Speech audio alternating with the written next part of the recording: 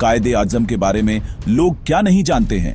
वो सिर्फ एक नेता नहीं थे, वो एक वकील थे, वो एक विचारक थे, वो अधिकारों के लिए लड़ने वाले थे। 60 सेकंड में झटपट फैक्ट्स। तैयार? मोहम्मद अली जिन्ना का जन्म 25 दिसंबर 1876 को हुआ था। लंदन में एक वकील के रूप में ट्रेनिंग लेने के बाद वो भारत लौटे और राजनीति में आगे बढ़े। मुसलमानों के लिए एक अलग वतन। उन्हें कायदे आज़म यानी महान नेता कहा गया। उन्होंने उस आंदोलन का नेतृत्व किया जिसने 1947 में पाकिस्तान बनाया। जिन्ना अपनी डिसिप्लिन, सिंपल लाइफस्टाइल और दमदार स्पीचेस के लिए जाने जाते थे, जिन्होंने इतिहास बदल दिया। उन्होंने संवैधानिक शासन, माइनॉरिटी राइट्स और एक मॉडर्न स्टेट के लिए जोर दिया। ऐसे विचार आज भी बहस छेड़ते हैं।